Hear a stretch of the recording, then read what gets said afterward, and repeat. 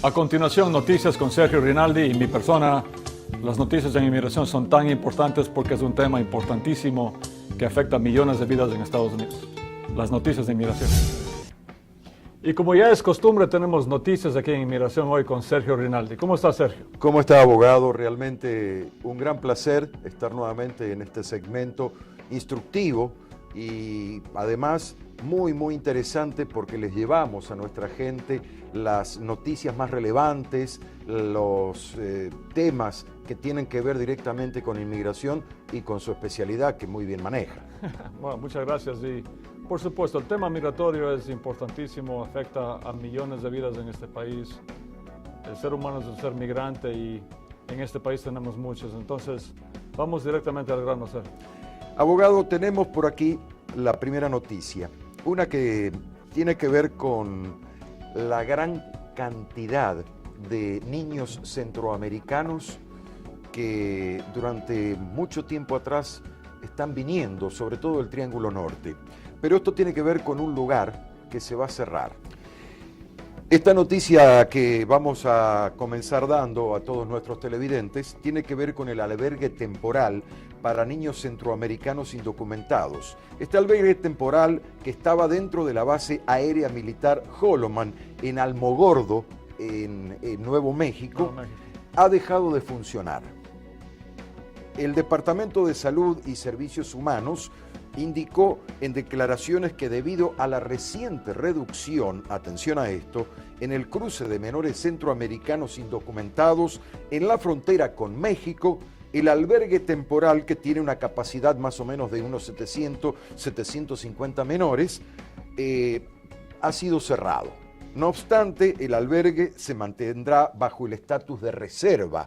¿Por qué? Lo que significa que podría ser reactivado nuevamente en caso de ser necesario. La base militar que estamos haciendo alusión en el hogar se convirtió precisamente en la casa de menores de entre 11 y 13 años y también entre 12 y 17 años provenientes, como ya dijimos, de Guatemala, Honduras y El Salvador. Ok, vienen a mi mente dos preguntas, Sergio. La primera es, ¿por qué se están cerrando el centro? En realidad no se explica ahí por qué lo están cerrando. Bueno, aparentemente, abogado, dicen que porque hay una reducción bastante importante del flujo de menores entre 11 y 17 años provenientes de Centroamérica, que ya no es tanto como antes. Entonces, a lo mejor no se necesita. Es importante porque, como tú sabes, han habido reportes de muchos abusos, de condiciones infrahumanas en estos centros familiares que les llaman, casos de violaciones de menores, casos de violaciones de mujeres. Entonces, eso siempre viene a la mente de la persona, a la mente mía, anyway. Y la otra es, bueno, si el flujo ha sido reducido, tal vez no viene la pregunta, pero si no es, ¿y los niños que siguen llegando, a dónde van? En esa región, ¿no?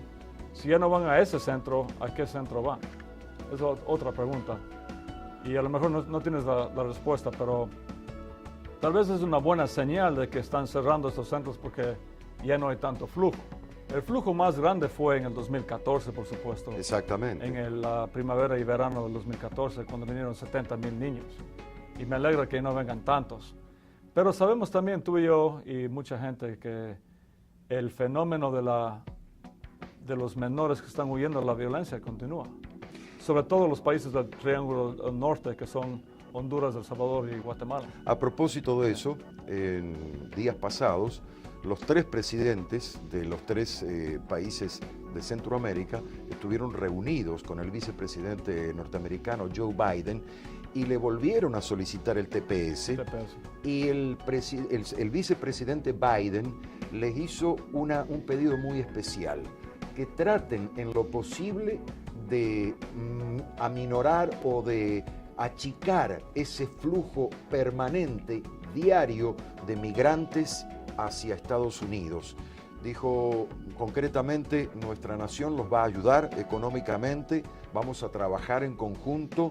Le he pedido al Congreso que por favor promueva y promulgue una ley con un monto bastante significativo que en su momento dimos cuenta nosotros. Sí, hemos hablado ya de este tema aquí en el programa, pero en un sentido, eso que está pidiendo Biden al Congreso es como arar en el mar, porque el Congreso ya ha dicho en reiteradas ocasiones que no van a hacer nada en inmigración en lo que queda de la presidencia de Obama. Entonces, vamos a ver, los otros centroamericanos sí tienen.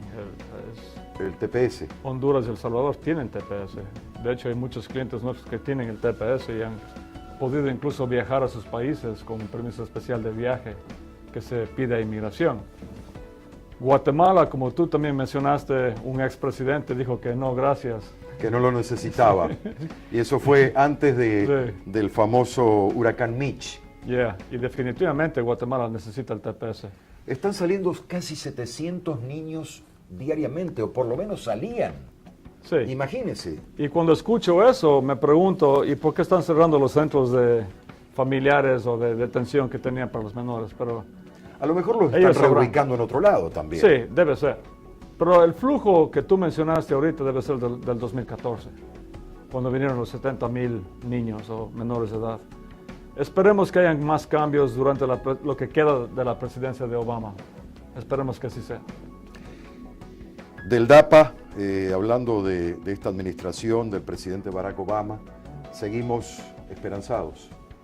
Seguimos esperando el fallo de la Corte Suprema de Justicia y continuamos haciendo la vigilia y cruzando los dedos entre todos los hispanos, entre todos los latinos, para ver qué ocurre para esa época, ¿verdad? Para finales de junio de este año, es lo que prometieron los de la Corte Suprema. No olvidemos que recientemente falleció el juez Scalia, que era el juez más conservador de la Corte Suprema.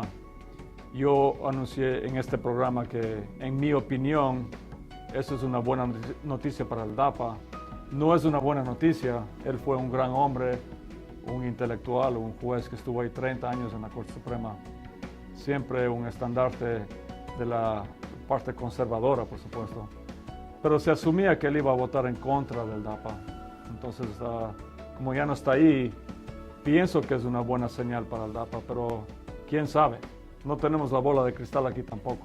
Pero me gusta una actitud suya. Usted siempre es optimista. Usted siempre mantiene las esperanzas y eso es lo que le transmite a cada uno de los televidentes que nos están viendo y a los oyentes también cada semana en la radio. Eso me gusta, no solamente como una persona humana, sino como un profesional de las leyes, como es. Es que tenemos que ser optimistas en la vida y en la inmigración específicamente, porque si no, si estamos solamente pesimistas y negativos, las cosas no se van a dar. En inglés dicen, where there's a will, there's a way. O sea, donde hay la voluntad y el deseo, las cosas se dan. Hay que ser persistentes, Pedro. ¿Le parece si vamos a una pequeña pausa y volvemos con la segunda parte de este segmento de noticias aquí en Inmigración Hoy? Por supuesto, vamos al corte comercial y regresamos con Sergio con las noticias de inmigración.